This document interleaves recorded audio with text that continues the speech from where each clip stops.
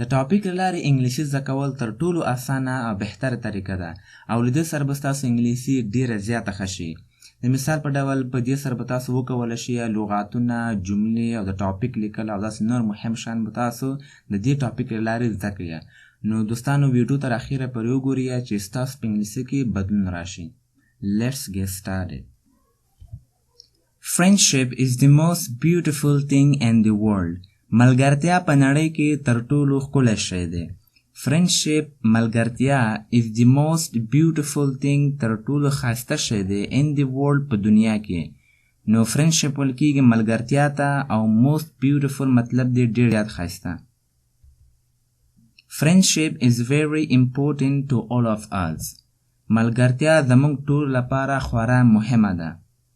Friendship ملګرتیا is very important to all of us. مطلب دا دی چې ډیر زیات مهمه ده زموږ ټول لپاره. څه دی؟ It is a beautiful gift of God. It is a beautiful gift of God. دا د خدای یو ښکلی ډالۍ ده. It is a beautiful gift of God مطلب دی چې دا د خدای یو ښکلی ډالۍ ده. نو gift ویل کېږي ډالۍ ته. څه دی؟ A true friend is a real treasure in our life. یو رښتینی ملګری زموږ په ژوند کې رښتینی خزانه ده. A true friend یو رښتینی ملګری is a real treasure یو رښتینی مطلب یو رښتینی خزانه ده in our life زموږ په ژوند کې. نو treasure ویل کېږي خزانې ته او true friend ویل کېږي رښتینی ملګری ده. صحیح دی؟ Friendship is all about trust and loyalty. Friendship is all about trust and loyalty. دې مطلب دا دی چې ملګرتیا ټول د اعتماد او وفاداری په اړه دی. So friendship ملګرتیا is all about مطلب دا ټول په اړه دی trust and loyalty. Trust ویل کېږي اعتماد ته او loyalty ویل کېږي وفاداری ته. It is not a blood relation, but sometimes it more than that. دا د وینې اړیکه نه ده مګر ځینې وختونه له دې څخه ډیر وي. It is not a blood relation. دا د وینې اړیکه نه ده.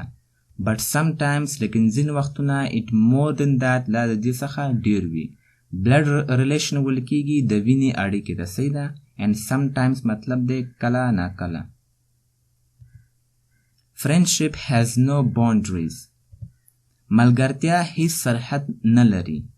Friendship ملګرتیا has no boundaries دا هیڅ سرحد نه لري. نو boundary ویل کېږي سرحد ته. It can be happen between people of any age, gender or religion. دا د هر عمر، جنس یا مذهب د خلکو ترمنځ واقع کېدی شي. It can be happen دا واقع کېدلی شي between people of any age په منځ کې د هر عمر خلکو، په منځ کې د هر عمر خلکو. gender or religion جنس یا مذهب. صحیح دی؟ مطلب دا چې دا د هر عمر، جنس یا مذهب د خلکو ترمنځ واقع کېدی شي. Choosing friends carefully is very important. په دقت سره د ملګرو غوره کول خورا مهم ده.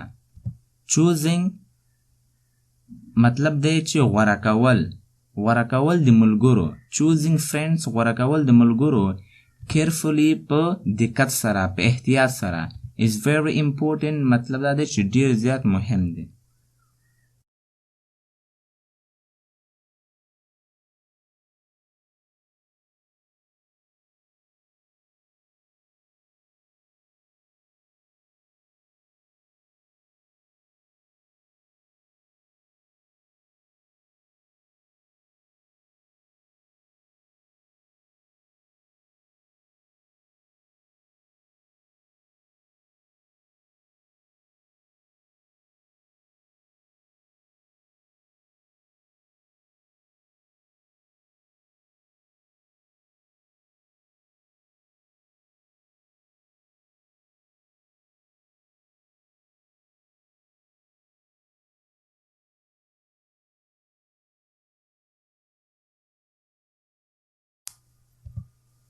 He is very punctual student.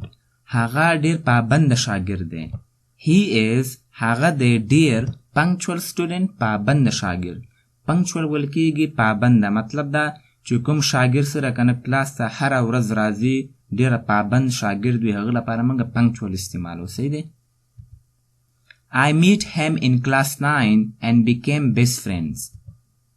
ما له هغه سره په 9م کلاس کې ملاقات وکړ او ښه ملګري جوړ شو. I meet him ما له هغه سره ملاقات وکړ in class 9 په 9م کلاس کې and became best friends او موږ جوړ شولو ښه ملګري. He is my true friend. He is my true friend.